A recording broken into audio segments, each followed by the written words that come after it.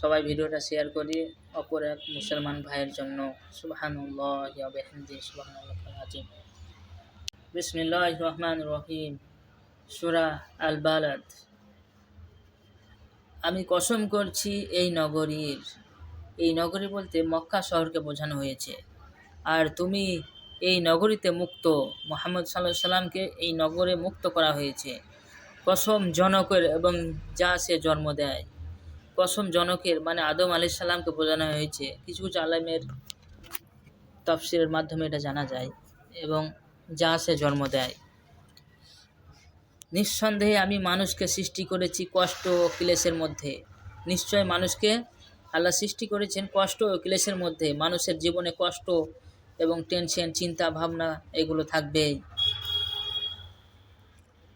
সে কি ধারণা করেছে যে কেউ কখনো তার উপর ক্ষমতাবান হবে না? 5 নম্বর আয়াতে আল্লাহ তাআলা বলেন, সে কি ধারণা করেছে যে কেউ কখনো তার উপর ক্ষমতাবান হবে না? 6 নম্বর আয়াতে আল্লাহ তাআলা বলেন, সে বলে আমি প্রচুর ধন সম্পদ নিঃশেষ করেছি। আমি প্রচুর ধন। এই শব্দের অর্থ হলো প্রচুর বা রাশি রাশি, অর্থাৎ সে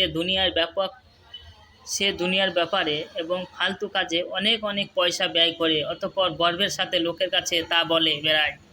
অথবা সে দিনের ব্যাপারে অর্থ ব্যয় করে, অতঃপর অপেক্ষার সাথে লোকের কাছে বলে তা বেড়ে যায়। সম্পাদক।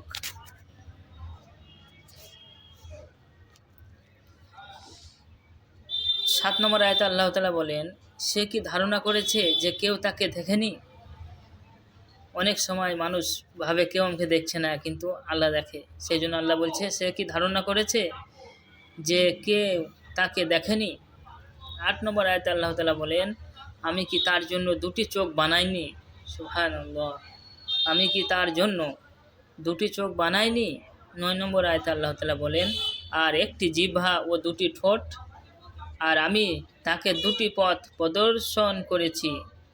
আমি তাকে 2টি পথ প্রদর্শন করেছি, অর্থাৎ ভালো ও মন্দ, ঈমান ও কুফর, সৌভাগ্য ও দুর্ভাগ্যের উভয় প্রকার পথই দেখিয়েছি।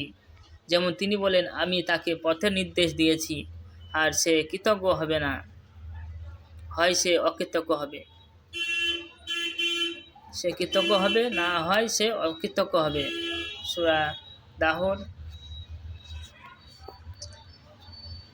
তবে সে বন্ধুর গিরিপথটি অতিক্রম করতে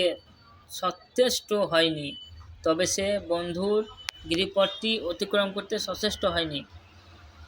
বলা হয়, পাহাড়ের মাঝে মাঝে রাস্তা ও গিরিপথকে সাধারণত এই পথ বড় দুস্তর, দুর্তিক্রম ও সংকটময়। এটি মানুষের সেই শ্রম ও কষ্টকে স্পষ্ট করে বোঝাবার জন্য একটি উদাহরণ, যা নেক কাজ করার পথে শয়তানের কুমন্ত্রণা এবং মনের কামনা বাসনার বিরুদ্ধে করতে হয়। আর কিসে তোমাকে জানাবে বন্ধুর গিরিপথটি কি? তা হচ্ছে দাস ও মুক্তকরণ, অথবা খাদ্য দান করা দুর্ভিক্ষের দিনে, ইয়াতিম আত্মীয় স্বজনকে। সুবহানাল্লাহ। দুর্ভিক্ষের সময় ইয়াতিম ও আত্মীয়কে খাদ্য দান করা কত মূল্যবান কথা। অথবা ধুলি মলিত মিসকিনকে, যারা মিসকিন, যাদের খাবার নাই, একবেলা খাবার নাই, জোটে না, তাদেরকে মিসকিন বলা হয়। অতঃপর সে তাদের অন্তর্ভুক্ত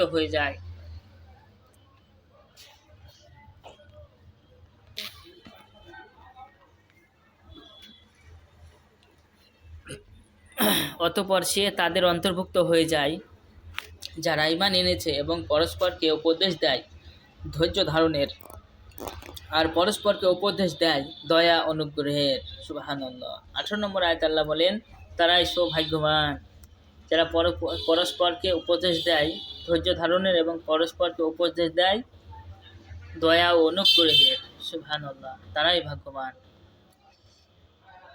আর যারা আমার আয়াত সমূহকে অস্বীকার করেছে তারাই দুর্ভাগা। যারা কোরআনের আয়াতকে অস্বীকার করেছে তারাই দুর্ভাগা। তাদের উপর থাকবে অবরুদ্ধ আগুন। আস্তাগফিরুল্লাহ। আল্লাহ আমাদেরকে এই সব গুনাহ থেকে বাঁচার তৌফিক দান করুক।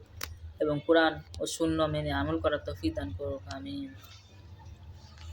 সবাই ভিডিওটা শেয়ার করি অপর এক মুসলমান ভাইয়ের জন্য। সুবহানাল্লাহি ওয়া বিহামদিহি, সুবহানাল্লাহিল আযীম।